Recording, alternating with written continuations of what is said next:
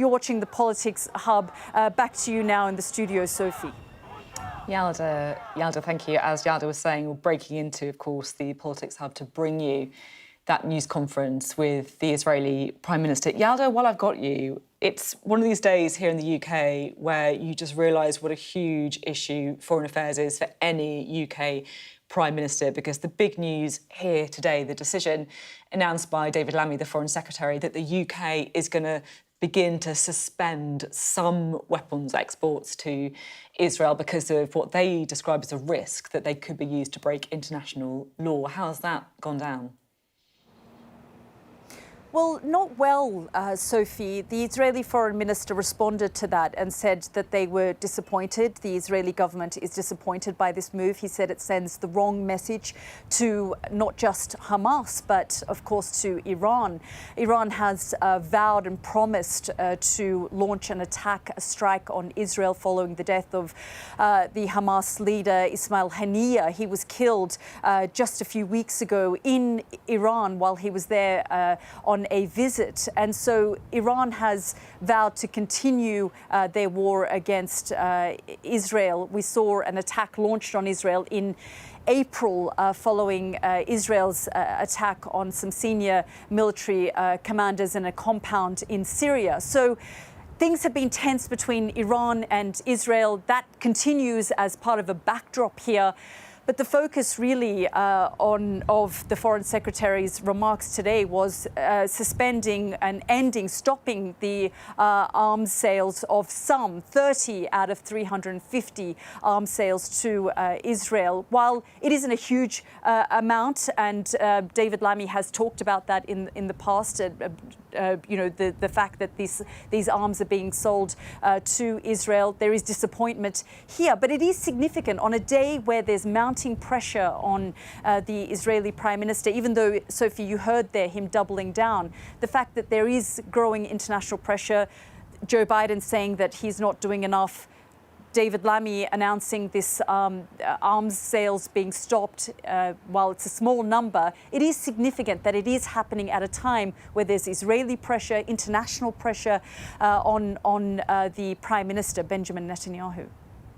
Yalda, thank you very much. Yalda Hakim there reporting for us from Jerusalem. And of course, we'll have more from Yalda later on at 9 p.m. Well, let's get more now, shall we, back here in Westminster on the arms announcement from the Foreign Secretary a little bit earlier. Our chief political correspondent, John Craig, is in Central Lobby for us. And of course, it's gone down badly with Israel, as you'd expect. How's it gone down with other MPs? Well, it's gone down badly with left-wing Labour MPs and some opposition politicians. It came during a lengthy common statement from David Lammy. At one point, he said it was a decision he regrets, made more in sorrow than in anger. But he did point out that the UK arms sales to Israel amounts to only 1%, and he's talking about 30 arms sale licences out of 350 British ones. This was the Foreign Secretary making his announcement in the Commons this afternoon. There does exist a clear risk that might be used to commit or facilitate a serious violation of international humanitarian law. This is not an arms embargo. It targets around 30, approximately 350 licences to Israel in total. So not an arms embargo, Mr. Lammy insists. Now, he has made this announcement in response to pressure from Labour MPs, it's being claimed. During the exchanges, Sammy Wilson from the DUP said this was all about bowing to pressure from Labour MPs who are pro-Palestine, pro-Gaza. The strongest criticism has come from Robert Jenrick, one of the 6 Tory leadership candidates, who said he said that this is shameful gesture politics to appease the hard left. Sir Keir has put party management first and Britain's interests second. He said Britain should be standing with our ally Israel as it defends itself. Now, there's no doubt that his tone, Mr. Lamy's tone, was quite sombre and very measured. There were a lot of questions from MPs on all sides, really. I mean, for example, besides, you might expect for Jeremy Corbyn, there was criticism. Some Labour MPs have said more should have been done. A lot of Labour MPs say it's inadequate. That's what the Liberal Democrats are saying. The SNP's Stephen Flynn says it's too little, too late.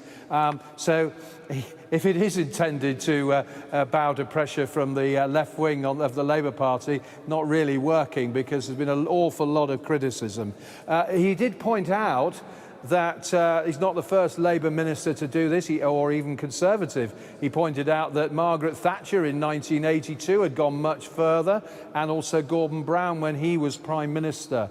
Should just point out it's day one of a new term in Parliament. It's not the only issue that's troubling Labour MPs upstairs in a committee room. There's been a packed meeting of the Parliamentary Labour Party with a lot of cabinet ministers there: Rachel Reeves, Bridget Phillipson, Liz Kendall and Angela Rayner as well. And one of the things that they've been quizzing Liz Kendall on in particular is that very controversial move to make winter fuel payments for pensioners means tested. So here we are on day one, and perhaps you might say problems piling up for Sir Keir Starmer, because he's got disquiet on his backbenches over this controversial decision on arms sales to Israel, and also predictably on the controversial move to means test winter fuel payments. Rachel Reeves told me as she left the meeting the party was united. Not sure many people will believe that. OK, John, thank you very much indeed. John Craig there, our chief political correspondent. Right, let's bring in our duo for this evening, shall we? The Deputy Leader of Reform UK, that is Richard Tice, and the Chairman of Labour Together, Jonathan Ashworth. Good to have you both back here after the summer recess, raring to go, I'm sure. It feels like we should start off with this big decision, one of the controversial decisions, big decisions by the new government, or newish government, the decision to suspend some of these exports to Israel. We've been hearing about some of the criticism from the left, also from the Israeli government, Robert Jenrick, some from the Conservative Party. Do you feel, Jonathan, that Keir Starmer's got it about right? Yes. If you think back to the statements I was making in this studio before the election, I said that a Labour government would want to see and call for a permanent ceasefire. We have. I said that a Labour government would want to see the UNRWA funding restored. It's done that. I said that a Labour government would want to see the judgments from the International Criminal Court and the Courts of Justice honoured and endorsed. A Labour government has done that. And I also said we wanted to review arms exports to reassure ourselves that they were in compliance with international law. And if they were not in compliance with international law, then those arms exports should not go ahead. And that is what has happened here. They've reviewed it by the Attorney-General and they've made a decision. Some from the left would say, if you think that, arms to Israel is the wrong thing, why don't you just cancel all of them? Because there was a very particular judgment made. It looked into arms that were sold for use where it is in breach of international law. That is very different to some of the other arms. Bear in mind, we only sell 1% of arms. We're not a big exporter of arms to Israel. But it's in a very particular set of arms. So some people will mostly be saying, if you think there is a possibility that Israel is committing acts that go against international law, shouldn't you just blanket ban? Well, they've made a decision about those arms where they believe it is in breach of international law. It's something Labour said we would do before the general election. I said it in this studio, and indeed I said it to my old constituents in Leicester. And Labour has delivered on a promise it made before the general election. But the reality is this is a very difficult, delicate exercise in Labour Party management. And I was in the chamber. I have to say the Foreign Secretary was very sombre. I actually think he conducted himself very well. But this was just about trying to achieve the impossible, which is sort of satisfy the far left of the Labour Party and those elsewhere. What do you think should happen then? Because that's the difficult thing, isn't it? It's very difficult, as you say. What should happen? The reality is this makes no difference whatsoever. Jonathan has just agreed. We represent 1% of arms exports to Israel. And the committee, when they looked at it, they looked at three different issues. One to do with whether or not these components would affect humanitarian aid, and the committee concluded that it did. And then to do with the treatment of detainees, it concluded it didn't affect international law with regard to the conduct of the military campaign. So it was very technical. I think it's upset everybody. I actually don't think it's really satisfied anybody. What do you think should happen? Because look, it's as you say, it's fraught with difficulties. We all want the killing to stop. I think the person under the most pressure, actually... No, but what's the answer to my question? What should happen? Should you keep all the arms exports, or should you cancel them all? It makes no difference whatsoever, or should you choose... And we've upset our relations. So what would you do then?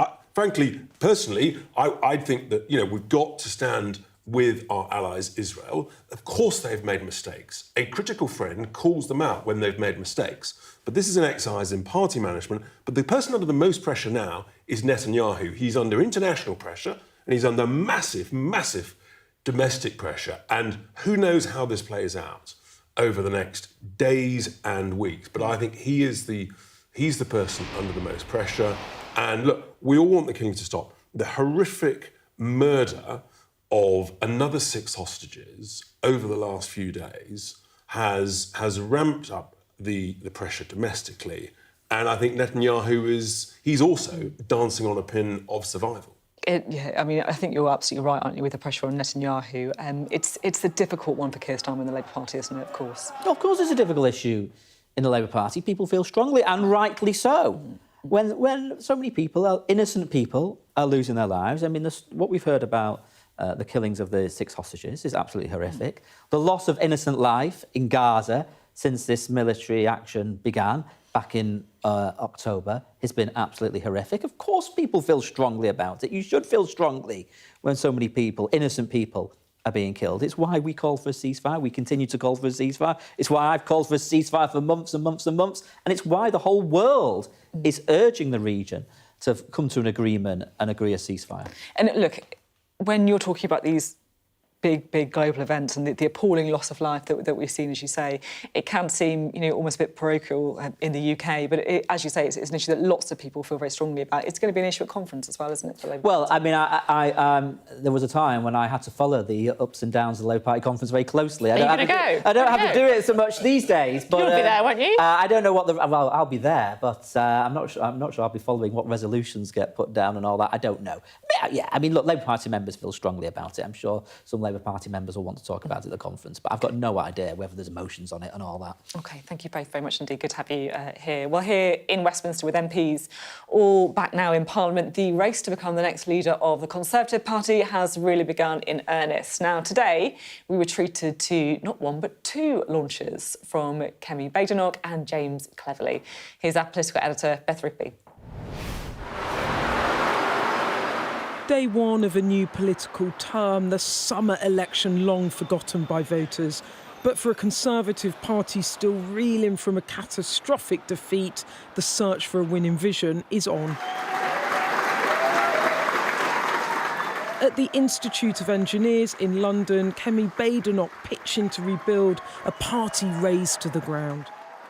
Do you accept that overturning Labour's 181 working majority will effectively be a 2-term project, given you're in a worse spot than in 1997? That's what people said about Labour in 2019. So there is all to play for. Politics is very different now. We live in a different age, and I am ready for a 2029 election, and I think that battle and that fight starts now. You said there it was a worse defeat than 97. Yeah. You were out of power for 3 terms. There's no way you can win the next election, is there? It'll be tough, but it's doable. Because actually one of the ways in which it's different from 97 is that Labour wasn't elected on a great wave of optimism and enthusiasm. Given how annoyed voters were with the Conservative Party, isn't it sort of better for a period of silence? Well, first of all, it's our duty as an opposition to hold the government to account. And in the last 2 months, the Labour government, and Keir Starmer and Rachel Reeves in particular, have made choices that are really bad for our country. Just an hour later across Westminster, a competing leadership vision on display. This a slicker and more polished event for the former cabinet heavyweight James Cleverly, running on a ticket of unity and experience. As a former Home Secretary, Foreign Secretary, Education Secretary and party chairman, for many voters, you are the very embodiment of what they have just rejected. Does that make you part of the problem, not the solution? As I say, everyone running has been a minister in the Conservative government, and we will all have to stand by our record. My record has been delivery, delivery, delivery, delivery. Cleverly concentrating on detail while Badenoch big on vision. And while she pulled in MPs, his event was packed with party activists. There aren't many MPs here, but there's loads of party members. What's going on? We're incredibly frustrated by the way the parliamentary party behaved. But there was one person, and many other good colleagues, but there was one man who was standing with his leadership rate in James, who wasn't stabbing people in the back, he wasn't squabbling. The problem that people encountered on the doorstep was lack of unity, and his loyalty, is an example of that unity. Summer well and truly over in Westminster. Now the Tories' long trudge into opposition years really begins. Well, Beth is with us now. Beth, you're going to be going to an awful lot of these, I'm sure, but you had 2 today. How do they compare? They were quite different, actually. There were a couple of things that I noticed. One was who was present. So at Kemi Badenoch's launch, there were quite a few MPs there, and some that you would recognise. You saw Chris Philp, Andrew Bowie there. There was Laura Trott, former Chief Secretary to the Treasury, and Claire Coutinho, former Cabinet Minister. And then at James Cleverly's, there were very few MPs, but there were loads of party members who spoke, as you saw in that report, a lot about how he worked for the grassroots, his loyalty. Do you remember he was the cabinet minister that got hauled out to defend everything as the party was imploding? He was that guy. So there was a kind of difference in who was attending. But in terms of the tenor and tone of it, Kemi Badenoch was all about principles, and James Cleverly was all about policies. So Kemi Badenoch was talking about her values, talking about renewal and change, saying that she didn't want to get into policy, she wanted to talk about vision. And James Cleverly came there armed with an actual agenda to try to sell to the members. So he talked about defence spending, abolishing stamp duty and bringing back the Rwanda plan. So 2 quite different launches in a race that is pretty wide open. Yeah, this is it. I mean, it's interesting, the race, isn't it? Because we're just kind of in the foothills of it. There's a long way to go, and, we'll have the MPs get to decide first, then we've got the members. But given all that, putting that to one side, I mean, who do you think's got the momentum at the minute? Well, Kemi Badenoch is the bookies' favourite. But when you talk to people around Westminster, the journalists as well as people in the party, they say it's really hard to call because there's a smaller number of MPs, so there isn't kind of an obvious runaway horse at the moment. And also because they've got to kind of pick what they want, and I think there's a very live discussion in the party at the moment about, do they try to tack to the right and deal with reform? Richard will have a view on that. How do they win back Lib Dem voters, Labour voters? I mean, they've lost millions of voters. This week, they are going to knock out one of the 6 candidates, and the money around here is that would be perhaps Mel Stride or perhaps Priti Patel. So the MPs have a knockout round. They then have a second knockout round, and 4 of them go to party conference to make their pitch to party members and MPs, who then whittle it down to 2. I know that the Jenrick team are confident. They think that Rob Jenrick, the former immigration minister, will get to the final 2. I think the James Cleverly team are pretty confident, as is the Kemi Badenoch team, that their people will definitely get into the final 4, and they all probably think they're going to get into the final 2 as well. I think it's really hard to say who's going to win. The thing I would say about it is that when Keir Starmer lost, or Labour lost the last election, there was a view that it was a 2-term out of office because of the Johnson majority. And what I got from both launches today were MPs and party activists that really believe that because Labour's support is very wide but shallow, that they picked up 34% of the vote as opposed to 43% of the vote, the popular vote, when Blair took power in 97. They do think that they're going to have a good innings, really reducing that majority of not even having a shot in 2029. I mean, it's been a rollercoaster, but I guess, but look what Keir Starmer did. He spoke to the left in the leadership election, and then he moved very firmly back to the centre ground and did the whole country before party. And I think there's a very live debate in the Conservative Party about what sort of leader they could pick that maybe might take a leaf out of Keir Starmer's playbook, because it was pretty successful, wasn't it, up to 2024? There you go, lots of optimism at those launches. Beth, thank you very much indeed. Beth Rupert there, our political editor. Well, the race and those launches will feature, I'm sure, in tomorrow's newspapers. We'll have our extended press preview and news review from 10:30 this evening with tonight's news and tomorrow's headlines. Joining us will be Jack Alsam, the chief political correspondent at The Sun, and Rachel Cunliffe, the associate political editor at The New Statesman. Right, let's chat to Jonathan and Richard again, shall we? Beth was just saying that I'm sure reform is one of the things that's going to be preying on the minds of many of the candidates. Who do you fear the most? I don't fear any of them, and frankly, I don't think the country's that interested. And the only interesting bet is whether or not whoever is elected in November, God, we've got 2 months of this, how long they last. The chances of them actually being the leader of the Conservative Party at the next general election, I think, is remote. What I was most struck by today was not the two launches, was the fact there was a moment in the House of Commons, a very serious point in the proceedings, when Reform had as many MPs on the benches as the Conservative Party. Just think about that. Essentially, they don't care. They've given up. They don't know who they are. They don't know what they're supposed to do. They're all over the place and they can't even be bothered to show up. Jonathan, do you think that there's any chance, as some of the activists were telling Beth, that the Conservative Party could, I guess, do a Keir Starmer and actually get back into a winning position? Well, look, the electorate is very volatile, and anything could happen in the next general election. I'm the living, breathing example of the fact that there's no safe seat left in politics. But my sense of watching the Tory leadership contest from a distance is that all of them seem to think that the Tory party was right and the electorate wrong. And until one of them is prepared to stand up and say the Tory party was wrong, but the electorate was right, I don't think they're going to take the tough decisions needed to get them back into contention. Do you think that's what Labour did, effectively? Yes. Yeah. Yes, we took tough decisions. We changed the Labour Party, and it was bumpy. I mean, it was not easy to take on those in the Labour Party who preferred the sort of Jeremy Corbyn approach to left-wing politics, but Keir Starmer took them on. We shifted the Labour Party.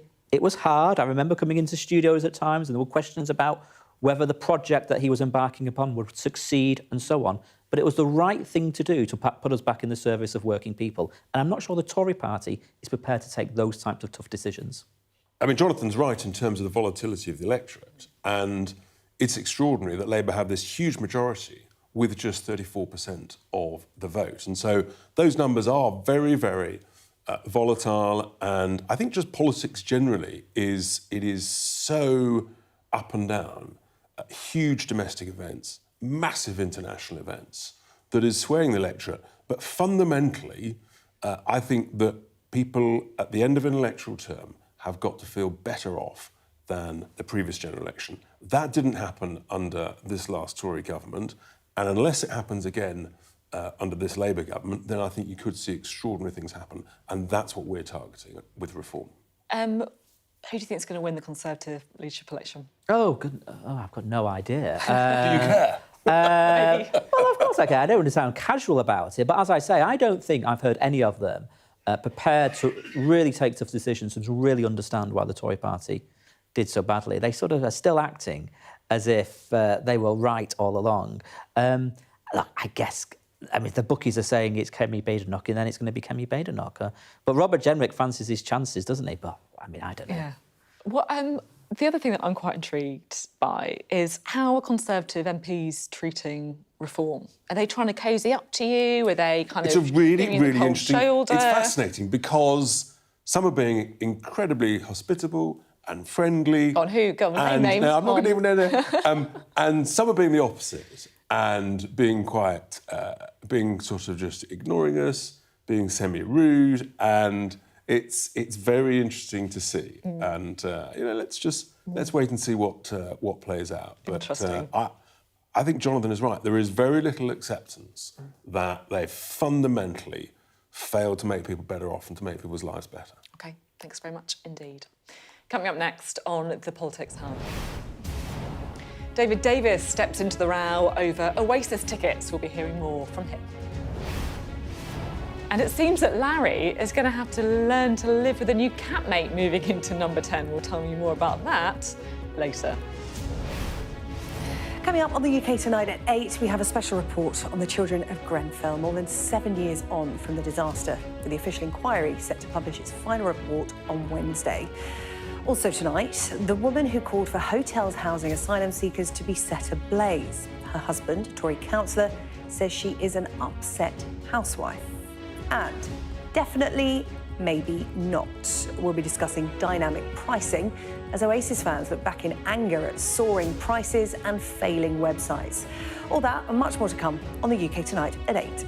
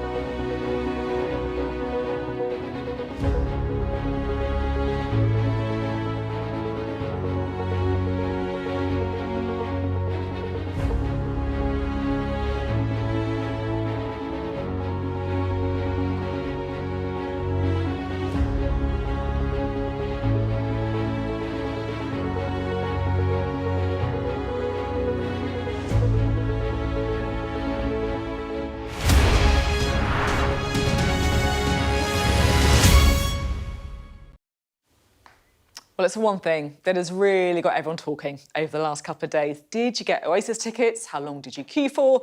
And were you willing to pay hundreds of pounds for a chance to see whether Liam and Noel could really get through a whole gig without pushing each other off the stage? Well, I have to say, I wasted my Saturday morning waiting for hours in a virtual queue, trying to get a ticket to watch these guys. I'm sure lots of you did as well. And honestly, it was a total nightmare. Everyone was stuck for hours in this virtual queue.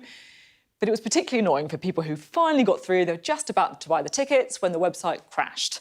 And then, of course, there were the prices. Now, some people who made it through to right at the end, picking out their seats, they were greeted with prices like this. £355.20, anyone? Way higher, of course, than face value. And this, of course, wasn't a resale website. This is the official website. So what is going on? Well, it's all down to Ticketmaster's snazzily named dynamic pricing system. They introduced it in 2022, apparently to stop touts and to give more money to the artists. It means that as demand for tickets goes up, so does the price. Well, here's what Ticketmaster says on its own website about these platinum or in-demand tickets. Promoters and artists, they say, set the prices. They can be fixed or market-based. Lots of MPs, though, were not convinced. Nationalise Ticketmaster, that's what Zara Sultana, the Labour MP, tweeted out. David Davis said on Monday he's going to be in touch with Ticketmaster demanding an explanation. We'll hear a bit more from him in just a moment. And this is what the Culture Secretary had to say, Lisa Nandy. She said it was depressing that inflated prices meant fans would be missing out and the issues around the transparency and use of dynamic pricing would be included in the forthcoming consultation on consumer protections for ticket resales. And of course, it's not just Oasis. Tickets for Taylor Swift, here she is, they caused chaos in the US in 2022. Both Ticketmaster and Live Nation, they merged in 2010, were criticised. And the general sale of tickets was actually cancelled due to what they described as extraordinarily high demand. The US Justice Department accused the parent company of operating a monopoly. Now, Ticketmaster say prices are adjusted according to supply and demand, and the goal is to give fans safe and fair access to the best tickets. But of course, there are questions about just how much of a hold the two companies have on the music industry. Ticketmaster is the world's largest ticket seller across live music, sports, theatre, other events as well. So will the UK follow the US's lead and open up an investigation? Well, one person who thinks they should is the Conservative MP, David Davis. Let's listen to what he had to tell me earlier. Thank you so much for being on the programme. Great to have you here. So what's your take on what we saw with the Oasis tickets over the weekend then? Well, to be frank, I thought it was corporate Britain at its worst. You know, here you have a lot of fans, you know, absolutely almost in love with Oasis, desperately want to go and see them. And they were, frankly, mistreated, ripped off. I can't pick any other word. I got called up by a few at the weekend, and let me just pick one out for you. She had, I think she said she had to queue to get into the queue. I'm not quite sure what she meant by that. But then she ended up queuing for 6 hours, waiting to get to the head of the queue. She'd wanted to get a ticket whose surface price, as it were, the ticket price, was 135, something like that, something of that order. And when she got to the head of the queue, suddenly it was 355 or thereabouts. And then she tried to get it, and she couldn't even get the ticket at that point. And I saw at the weekend people like Ticketmaster and others saying, "Oh, well, this is supply and demand. This is the market." No, it's not. If you're locked into a queue and you wasted or spent 6 hours of your time, and then you get faced with a sudden doubling of the price, that's not a fair exchange. You know, that's it's known as the sunk cost phenomenon in economics, but that's not a fair exchange. So it's the transparency that's the issue, not so much the pricing. Well, but frankly, more the whole experience. Frankly, if they had said at the moment this lady went into the queue, it's going to be £350, I wouldn't. I mean, I wouldn't like it much, but I couldn't complain because that would be supply and demand in action. But this is not that. This is trickery. You know, this is actually, and in my view, although it's technically legal, and clearly from what we're now hearing, it happens in all sorts of other places. It happens in other tickets, not just Oasis, and it's obviously happened before with other performers.